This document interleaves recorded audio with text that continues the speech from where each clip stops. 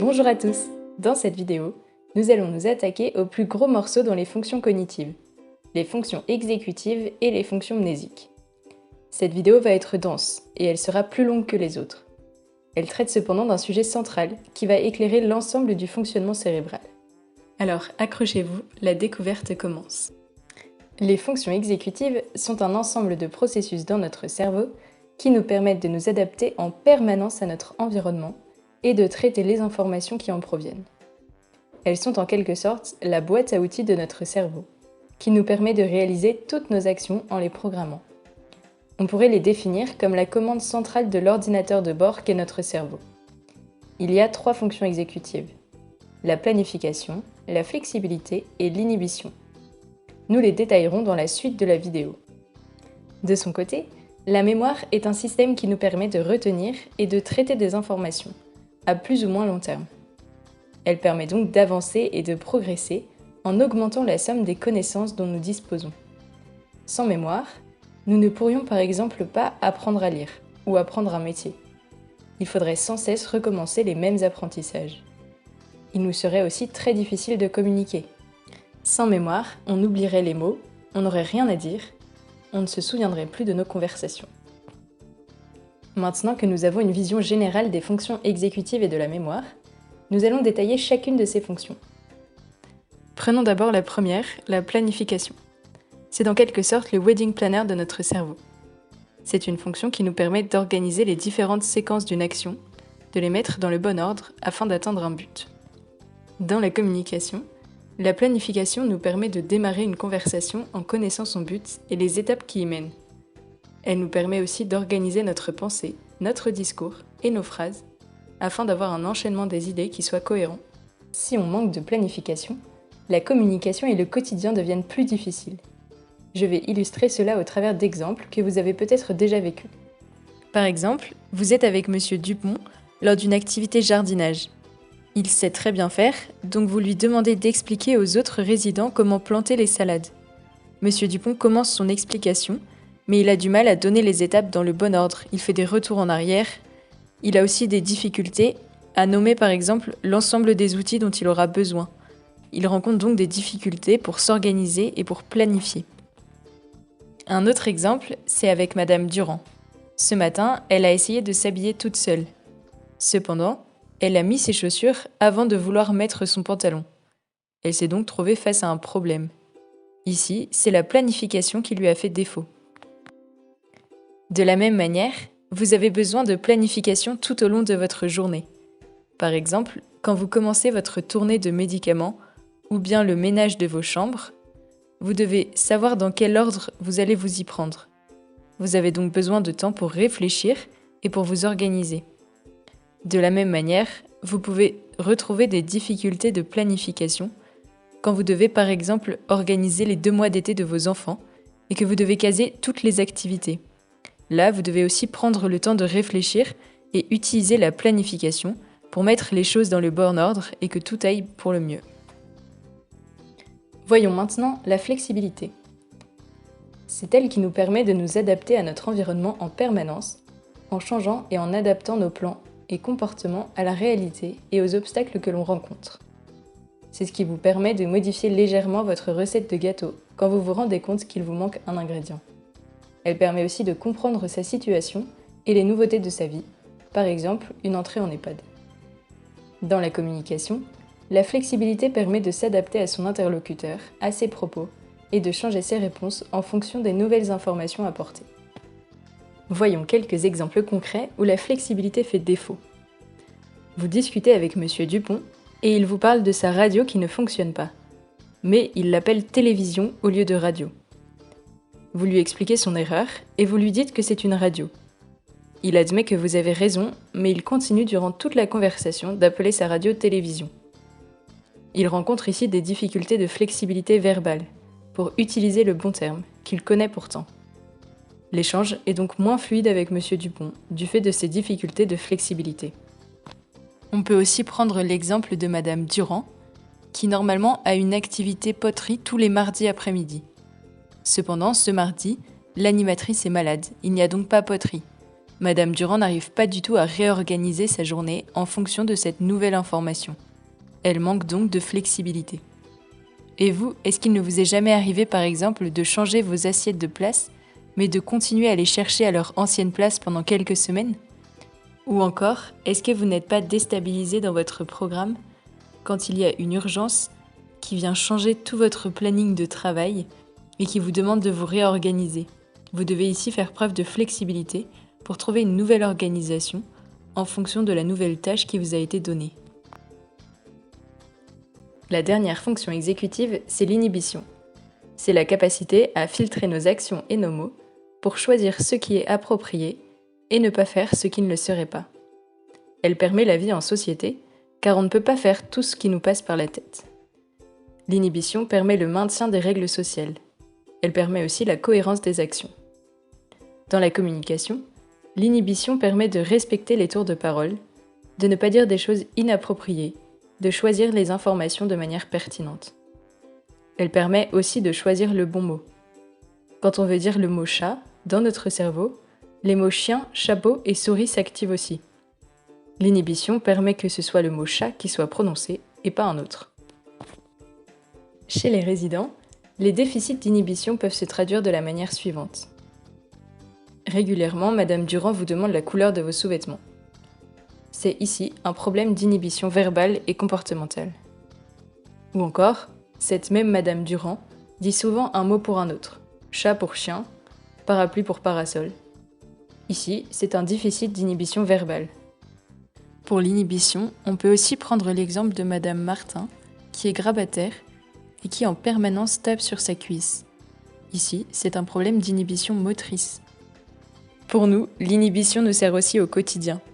Elle nous permet de rattraper certaines de nos erreurs. Par exemple, un parent qui se mélangerait entre le prénom de ses deux enfants. Pour tester votre inhibition, nous allons la mettre en pratique. Sur cette diapositive, vous voyez deux expressions françaises courantes, mais il manque le dernier mot.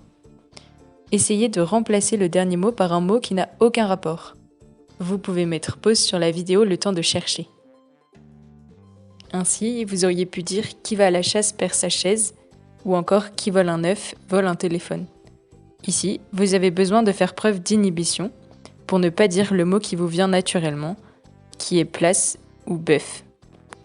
Pour résumer, les fonctions exécutives sont donc très intriquées entre elles. Elles fonctionnent en réseau, elles ont besoin les unes des autres pour fonctionner. Ainsi, une fonction exécutive qui dysfonctionne entraîne des dysfonctions chez toutes les autres fonctions exécutives. Il est donc difficile de les séparer. Ainsi, même si je vous les ai présentées de manière indépendante pour que ce soit plus simple, il faut vraiment penser ces fonctions exécutives ensemble comme un seul tout. Et si une dysfonctionne, alors il y aura des répercussions sur les deux autres.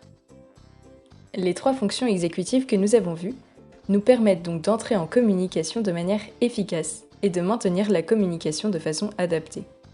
Mais pour cela, il faut également être capable d'intégrer les informations que nous donne l'interlocuteur pour y réagir de manière adaptée et les prendre en compte au fur et à mesure. C'est alors ici que la mémoire intervient. La vidéo étant assez longue, je vous propose ici de prendre une petite pause et puis de reprendre après sur la mémoire. Il y a plusieurs types de mémoire.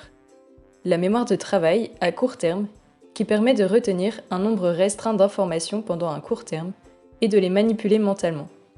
Par exemple, retenir le nouveau code d'entrée de l'EHPAD ou faire un calcul mental. La mémoire à plus long terme, elle, permet de se souvenir des événements de vie, du sens des mots et des sensations vécues. Enfin, il y a la mémoire procédurale, qui nous permet de retenir des séquences d'actions pour arriver à un but. Par exemple, retenir la procédure qui nous permet de faire du vélo, ou bien de faire cuire des pâtes. Ces différents types de mémoire sont tous en lien les uns avec les autres. Dans la communication, la mémoire permet d'intégrer les informations données par son interlocuteur, mais elle permet aussi de se souvenir de ce que l'on souhaite transmettre comme information, ou encore de continuer la conversation en faisant appel à des savoirs ou des souvenirs antérieurs. Elle permet donc de faire avancer la discussion et de ne pas tourner en rond sur les mêmes informations. Nous allons maintenant voir quelques exemples dans lesquels la mémoire joue des tours aux résidents. Par exemple, Madame Durand, qui vient vous voir assez inquiète, pour vous demander pour la 5e fois de la matinée si elle a bien pris ses médicaments. Elle rencontre des difficultés de mémoire à court terme pour encoder les nouvelles informations. D'autre part, il y a Monsieur Dupont, qui ne se souvient plus du nom de son petit-fils, mais qui, en revanche, raconte des souvenirs très précis des travaux des champs de son enfance. Ici, on voit que les souvenirs lointains sont plus longtemps conservés que les souvenirs proches. Une autre fois, vous êtes en train de discuter avec Madame Durand. Elle vous parle d'Édith Piaf, sa chanteuse préférée, et vous demande si vous la connaissez. Vous lui répondez que oui, et vous lui demandez sa chanson préférée. Vous discutez ensuite d'autre chose, puis quelques minutes après, Madame Durand vous redemande si d'ailleurs vous ne connaîtriez pas Édith Piaf, qui est sa chanteuse préférée, et ainsi de suite. Ici, Madame Durand souffre d'un déficit de mémoire de travail qui entrave grandement sa communication en l'empêchant de faire avancer la conversation. Les difficultés de mémoire à court terme de Madame Durand se voient aussi quand elle veut lire la carte de son petit-fils, mais qu'arrivée au bout, elle ne se souvient déjà plus du début. Et vous, est-ce que vous n'êtes jamais allé dans votre cuisine pour chercher quelque chose, mais arrivé dans votre cuisine, vous ne vous souvenez plus du tout de ce que vous êtes venu y chercher ? C'est ici la mémoire de travail avec le maintien des informations à court terme qui fait défaut. Vous utilisez aussi par exemple votre mémoire à court terme quand vous devez noter un numéro de téléphone qui vous est dicté. Maintenant, pour vivre comme les résidents les difficultés de mémoire de travail, je vous propose un petit exercice. Imaginez que vous êtes perdu dans la ville de Montpellier. Vous demandez votre chemin à un passant. Il vous donne les informations suivantes. Essayez de les retenir, vous devrez ensuite les replacer sur une carte. Vous êtes à la station de tram Saint-Guilhem. Prenez la 2e à droite, puis la 3e à droite. Ensuite, vous prenez la 2e à droite. Continuez la rue jusqu'au bout, tournez à gauche et vous serez arrivé. Voilà le plan de la ville. À quel endroit arrivez-vous si vous suivez les consignes qui vous ont été données ? Vous pouvez mettre pause sur la vidéo le temps de chercher. L'exercice était difficile et vous venez de vivre une situation de surcharge en mémoire de travail. C'est-à-dire que vous aviez trop d'informations à retenir à la fois. Les résidents vivent souvent ces situations, surtout qu'il leur faut beaucoup moins d'informations que vous pour être déjà en situation de surcharge. Après avoir décrit les fonctions exécutives et la mémoire dans le cadre du fonctionnement normal, voyons ce qui se passe chez la personne âgée. Dans le cadre du vieillissement normal, toutes les fonctions exécutives sont altérées, surtout la capacité à gérer 2 plans mentaux en même temps, donc la flexibilité, et l'inhibition. Pour la mémoire, c'est la mémoire de travail qui est touchée en premier, surtout quand il y a un environnement bruyant ou très stimulant. Dans le vieillissement pathologique, toutes les fonctions exécutives sont également altérées. On voit des persévérations avec un résident qui bloque sur le même mot ou la même information, ce qui est un problème de flexibilité. Il y a également des difficultés de planification, notamment dans la cohérence du discours, mais aussi des troubles de l'inhibition qui expliquent certains comportements, comme se déshabiller ou tenir des propos indécents. Les fonctions exécutives sont les fonctions les plus touchées dans le vieillissement, et cela se répercute sur tous les domaines, tant dans le langage que dans le repérage dans le temps et l'espace par exemple. Au niveau de la mémoire, dans le vieillissement pathologique, toutes les formes de mémoire sont altérées, surtout la mémoire de travail, donc court terme, la mémoire des mots, et la mémoire des souvenirs, surtout les plus proches. La mémoire procédurale est cependant relativement préservée jusqu'à la fin de la vie, ce qui veut dire qu'une personne âgée peut continuer à apprendre de nouvelles choses par ce biais. Nous voilà arrivés au bout de cette longue découverte de la mémoire et des fonctions exécutives. Dans toutes les informations que je vous ai données, ce qu'il faudrait principalement retenir, c'est d'abord que les fonctions exécutives sont au nombre de 3, inhibition, flexibilité et planification. Elles sont essentielles pour s'adapter aux situations et mener des actions. De son côté, la mémoire est aussi organisée en plusieurs sous-types, à court terme et à long terme. Dans la communication, les fonctions exécutives jouent un rôle de régulation et de cohérence. La mémoire permet de faire avancer la discussion. Dans le vieillissement, les fonctions exécutives sont très touchées, de manière globale. Cela a de nombreuses répercussions, notamment au niveau de la vitesse où notre cerveau intègre et traite les informations qu'il reçoit, et de la manière dont il comprend et utilise les nouvelles informations.